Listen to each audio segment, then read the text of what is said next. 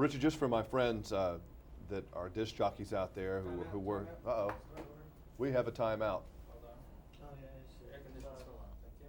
Oh, that's a portable. Okay. Yeah, it was kind of loud, wasn't it? Thought we were in a rainstorm.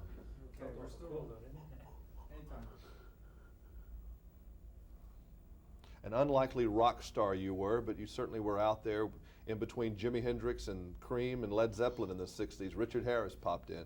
So congratulations from MacArthur's Park. It was still, 20 years later, it's still a wonderful song. It is, yeah. Well, I'm surprised with the introduction because I never considered myself, in the rock world at all. We made the album as I suppose just really sort of I won't say it's a joke. We weren't joking, but we're very serious about it. But we didn't do it seriously, professionally seriously. Although Jimmy is a professional songwriter, I certainly didn't consider myself a singer or in that world at all. I certainly enjoyed the couple of years I was in it, and I enjoyed touring, doing those one-night stands and all those groupies, and I took advantage of that. It must have been strange, though, because you cut the song, and it did have a phenomenal success. I'm sure the record company had no idea that it was going to be as big as it was. Well, according to them, according to the record company, it was not successful. I never saw a penny from it. One of those accounting guys again in Hollywood. Yeah, I never got. Where do they go to school to learn how to do that? That's right. Creative accounting is called. But anyway, one didn't do it for that. I mean, I was amazed. We were amazed it was so successful. And the strange thing about that song was that the B-side, it was the MacArthur Park's the B-side. The A-side is Didn't We? That's right. And Didn't We got on the charts? It was on the charts first, and then some DJ in San Francisco turned it over and said, what was on the B-side of this? He turned over MacArthur Park, history. So you had A and B side on the charts. Does it make you happy if you still tune around WCBS in New York Oh, here yeah. today and heard you on? Yeah, I still get a kick out of when I hear it, Can you still sing it? Yeah. Get that high note at the end? I don't know. That's 28 years ago. I doubt it now.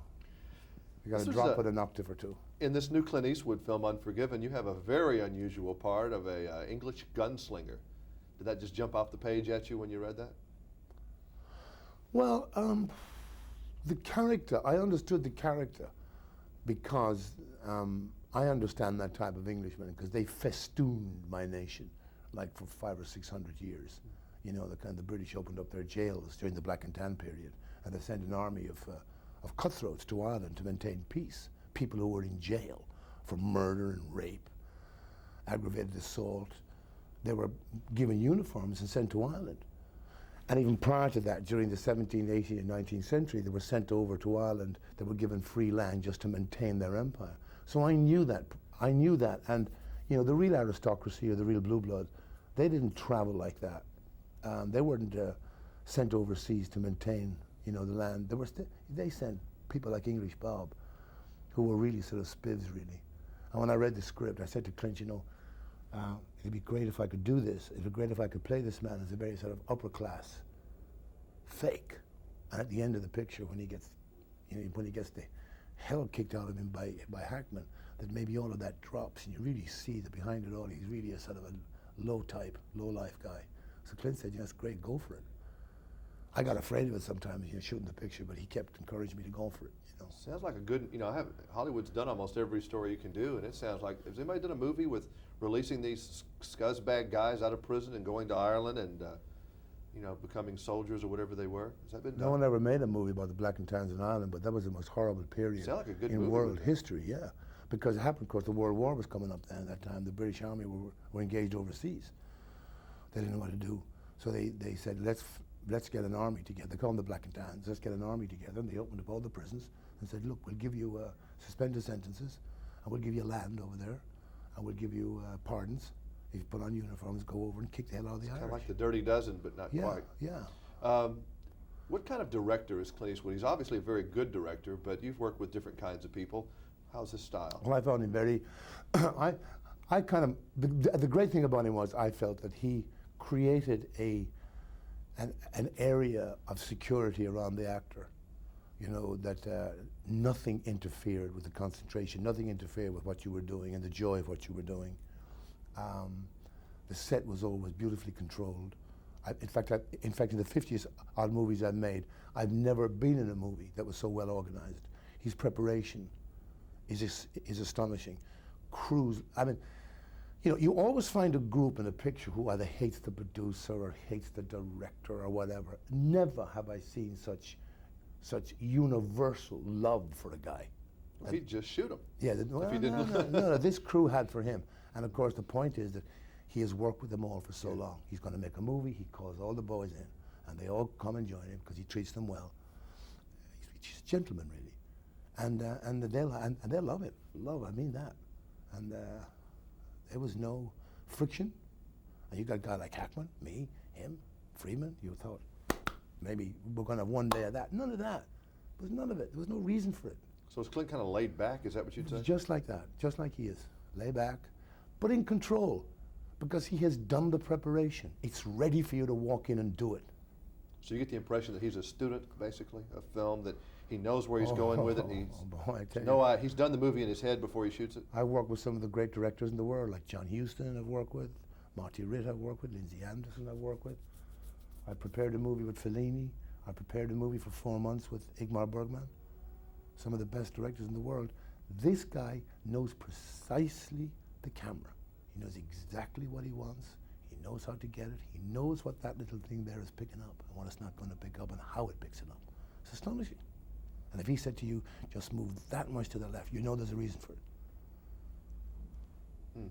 And it doesn't hurt that he is directing himself, too. I mean, does he just run from behind the camera? Well, no, strangely enough, I have no scenes with him. That's true. In the picture, so I don't know that. But I assume from the kind of success that his pictures have, which he was in, he directed, that he knows, however he manages it and does it well. Yeah, the whole thing is amazing. How do you look at work now compared to how you did when you first started? I'm not as I don't have to work. I mean, I think this is the great thing about when you get to my age and you are clever. You know, I was, in all my wildness and this Rabelaisian, character that I was projected quite rightly to by the press. I was also very shrewd. And so I don't have to work for a living. And so therefore I can do what I want to do now, when I want to do it. And so the pressure is not there. I'd prefer, I just did a picture with Sam Shepard that he wrote and directed called The Silent Tongue. And that was really, I kind of feel if you're going to carry a picture, I don't have to carry this. This is Clint Eastwood. He's got Clint, he's got Hackman, and he's got Morgan Freeman. So the pressure is off you. You know what I mean? They're carrying the picture.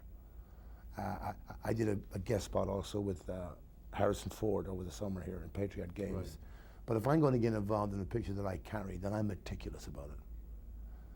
And I assumed correctly that Clint was that meticulous about his picture, and so was Harrison Ford with his picture, so I don't have to worry about that. I'm going to do a film next year here called Soul Clap Hands, in which I'm the star of. I'm meticulous about it. We were supposed to start shooting next month. I wouldn't do it. I said, I put it off till April because the script isn't correct. So I don't have to work. So you're having a good time now. Did you have a good time back, say 20 years ago? A different kind of time. Yeah. It was hectic. But now you're just enjoying life and enjoying your work. Yeah, if I was to write my biography, I'd call it A Fine Madness.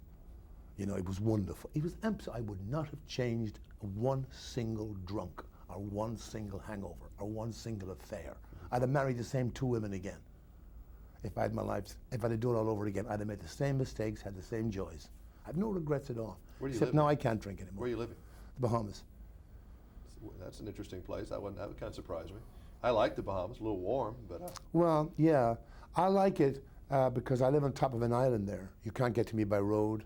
Only by boat. So, like, that's my security. That's where I can cut off.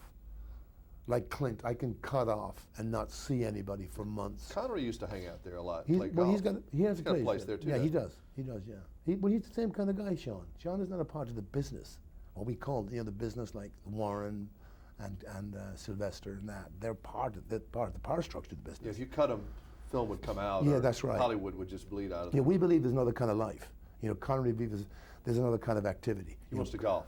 Yeah, and Clint loves his helicopter, and I love to be by myself down the Bahamas. And so when a good project comes up, we pack our bags, we go do it, and we go back. That's great. Yeah. Nice meeting you. You too. Enjoyed Thank it. you. Thank you. a lot. Thank you for asking me. Yeah, I like Cable Beach. That's about the only place left around now. I'm on Paradise Island, but I'm